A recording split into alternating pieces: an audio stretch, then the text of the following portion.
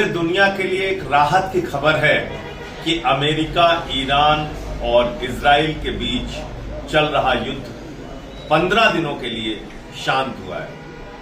15 दिनों के लिए युद्ध विराम लगा है, लेकिन ईरान को नजर रखनी होगी अमेरिका और इजराइल के ऊपर, क्योंकि वो धोखे से वार करने के लिए जाने जाते हैं। तो क्या 15 दिन के बाद फिर वैसी परिस्थितियां पैदा हो सकती हैं? इसके बारे में ईरान को सावधान रहना चाहिए।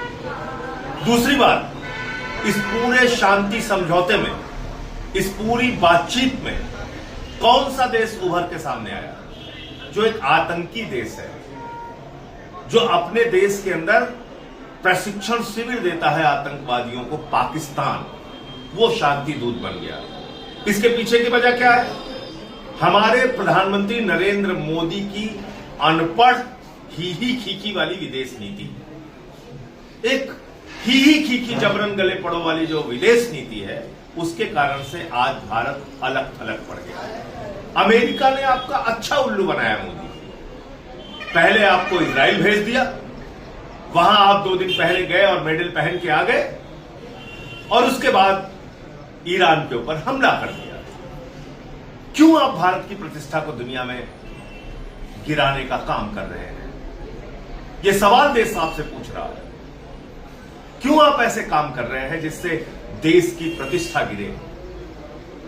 हम राष्ट्रपिता महात्मा गांधी के देश हैं, हम महात्मा गौतम बुद्ध के देश हैं, हम पूरी दुनिया को शांति का संदेश देते हैं, लेकिन अमेरिका ने आपको अपने परंपरागत मित्र ईरान से अलग कर दिया, आपको अपने परंपरागत मित्र रूस से अलग थलग कर दिया और कहा कि आप रूस से तेल नहीं खरीदोगे। आपने उसके सामने घुटने टेक दिए। ये क्यों कर रहे हैं प्रधानमंत्री? ये इसलिए कर रहे हैं कि उनका दोस्त अडानी भ्रष्टाचार के मामले में अमेरिका में फंसा हुआ है। उनके 2 और करीबी एप्स्टीन फाइल्स में फंसे हुए हैं, और इजराइल के माध्यम से हिंदुस्तान में अपने विपक्षी लोगों के ऊपर नजर रखने के लिए, खुफिया जानकारी इकट्ठा करने के लिए पेगासस का इस्तेमाल करते हैं नरेंद्र मोदी। इसलिए इजराइल की हर बात को मानने के लिए तैयार हो जाए।